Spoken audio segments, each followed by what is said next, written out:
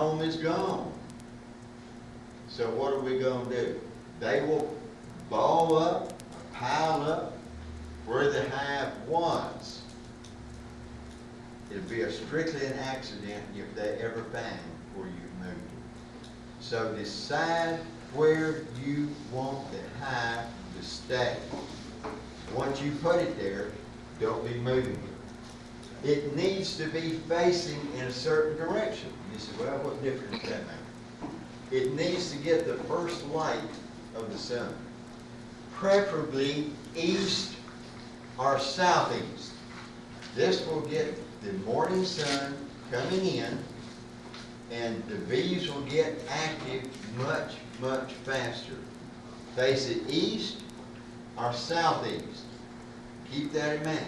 This is some things that you need to determine before you ever get the bees. Another thing is, if you can, have some shade. I have rather have one in full sunlight than in all shade. You know, common sense tells us with our body, we need some cooling, we need some shade. The bees don't need that much shade. They can take care of the cooling and shade. They can ventilate that hive and keep it about 80, 85 degrees. If it's 100 degrees, it's still going to be about 80, 85 degrees on the inside there. So I'd rather have it all sun than all shade. Also, when it's all shade, you have many, many more pests that thrive in all shade than they do in all sun. Beetles, for instance, don't like hot. They don't like light. So if it's in partial shade, preferably from say 11 to 3, that would be ideal. The rest of the time, it's in sunlight. Now, some things you got to consider. I've got my hive. I'm going to get my bees. I think I know where I want to put them. Well, this would be a good place right here. This is where I come out the door.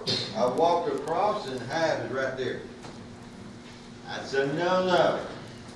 Those bees coming in, they don't care who you are. If you get in front of them, they're going to sting you. They're going to sting you. So you need to keep it away from a high traffic area.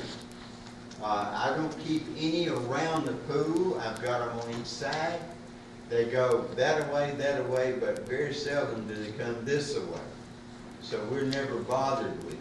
Now sometimes if my wife walks around in the yard, she gets in front of them, she gets stung. And she don't like it. So she doesn't get out, and I try to, wear a hat or something over your head. Getting in hair makes them very mad. So don't do that. Not too close to your neighbors.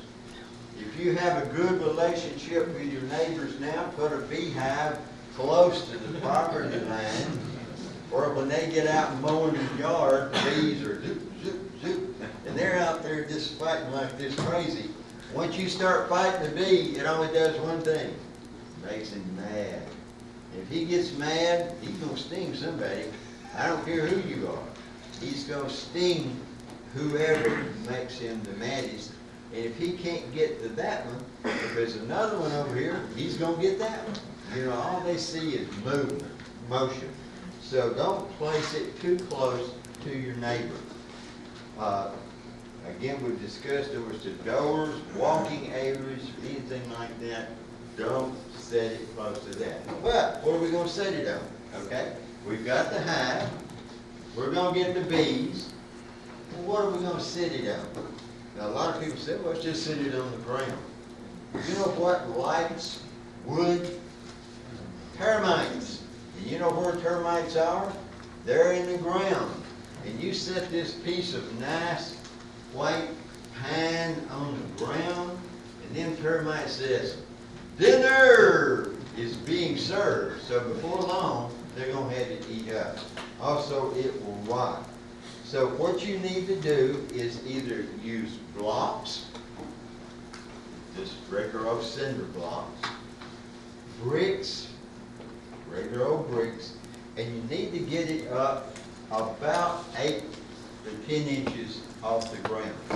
Now, you don't need to get it up a foot, because if you ever wanted to move one of those supers, was it Carl? Carl, was it you had some problems trying to lift the supers up?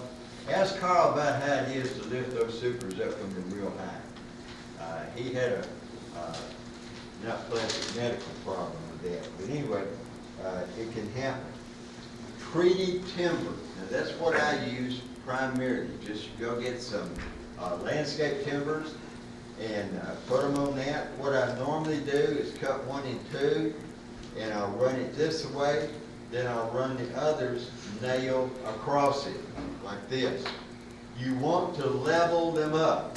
Now don't have it running like that, or like that, or like that.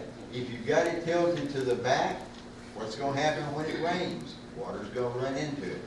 It is better if you can have a slight tilt to the front. That way, when the rain comes, it hits, instead of running in, it's going to run out. You don't want to run water in and drown the bees, and also that will make your wood rot. You don't want to have it too close to a fence or any other structure behind it. As Diane said, when you are operating with bees, it's best to get to the back. I always get to the side, because it's just much easier to be lifting them up and looking at them. Don't ever stand in front of it. Again, a bee has got, you heard the name beeline, they're going to be coming into that. They're going to be loaded with pollen or nectar. If you're in the way, it makes them mad, and they're going to get you. They're going to sting you. So work to the side or to the back. Also, you need room back here to keep the weeds and the grass down. You don't want it just be growing up over the hive itself. Also, you need something if you have neighbors, for instance. Now, I have had, and this is illegal, and I'll say it, I broke the law. I had at one time 14 hives in my backyard. 14 hives. That's a lot of bees.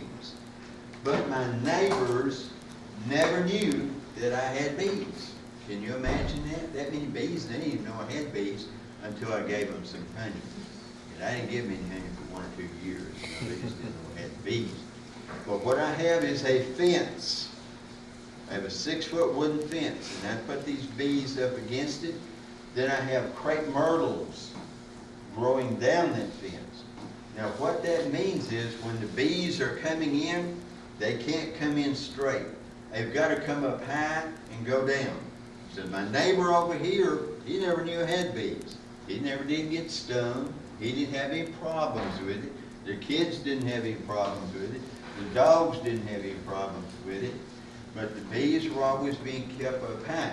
If you don't have a fence and you have a hedge or a tree or a bush or anything that you can put the back of it up against, that means the bees will be coming in higher and down, higher and down. So you don't have the problem with your neighbors. If you want to keep neighbors, you won't have the problem with it. Now we're going to get into the big day. This is what we've all been building up there. This is the big, big day. Call your post office, first of all, and say, hey, I'm expecting some honeybees. Call me when you get there and I'll come and get them. Believe you me, the people at the post office don't want to leave those bees there too long. They don't like bees. They're afraid of them. As many people are, they're afraid of bees. And you as a new beekeeper, if you are afraid of bees, you better get unafraid of bees. When you go up there and open that hive up and it's been there for a while, you got 80,000 bees in there. That's a lot of bees, people. And all of them are not going to be happy. Some of them are going to get out and say, you done broke in the wrong house, kid, this time. They gonna get ill. So if you're afraid of bees, get over being afraid of bees. But anyway, the big day has come. It's almost like a new baby being born because you're getting, 3,000 or 4,000, 5,000 bees that's coming into your home. What you want to do, and this is the way they're going to come. It's got a board over this, so this is the way they're going to come if you order a package of bees. Now, first of all, what you want to do when you get them is look on the inside. And there's going to be 200 or 300 bees that's going to be dead. But if you look and there's at least a fourth of those bees that are dead and on the bottom, you get the postmaster or whoever it is to sign that a bunch of them are dead. Also, you want to check the queen. Now the queen is going to be in this little apparatus right here. She's going to be in this. Now, they used to just put the queen by herself in here, but many times they will put a queen, like when you order a queen, and some attendants. In other words, there's going to be a few attendants in there taking care of the queen. Now, she is going to be stuck right here, like so, and then you have a feeder can. Now, the bottom has been cut out of this, but if it had not been cut out, it would be a regular can and there would be some holes punched in it. This is what these bees are going to be living on while they're being shipped. So you check and see if the queen is okay. You check and see if there's not many of them dead. And then you say, okay, I've got my bees. Now, when you get the bees, you've got a 99% chance that it's going to be cold, it's going to be raining, it's going to be cloudy, it's going to be terrible time to put bees in. You don't want to put them in a hive when it's like that. So what you're going to do, you're going to feed those bees some sugar water. Now, this is where this little apparatus right here, again, comes in handy. You'll take this, if you don't have one of these, you can wipe it on. You can spray the screen wire and the bees, both sides, and then you put it in a cool space, closet, anywhere that is not really hot, they can get air. Keep in mind, inside a hive, there is no light. There is no light. So they would be perfectly content inside a dark space as long as it's kept cool. So you got it there. Now, you get a pretty day and you say, well, it's time to put these bees in.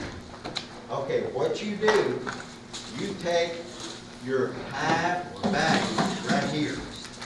Now, this is a pin frame hive. What I will do, I will pick out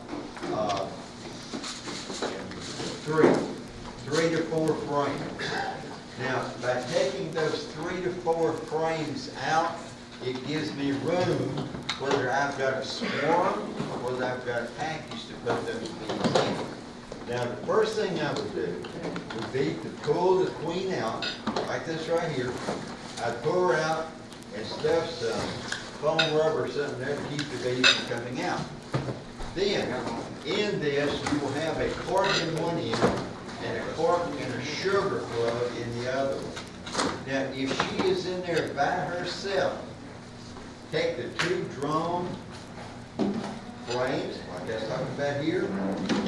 You take that and you put it right in between that, and you squeeze them together, or it will stay. If you have a problem that it might fall down, you can take a little piece of wire, put a nail there, and pull it over here. If she is in there by herself, you can turn the sugar cube down. Okay? You turn the sugar cube down. If she has attendants, you put the sugar cube up. There's a very good reason for that. First of all, when you pull that plug out and you stick a hole through that sugar cube where the bees will start, eating away to get to the queen. If she has attendance and one of those attendants dies,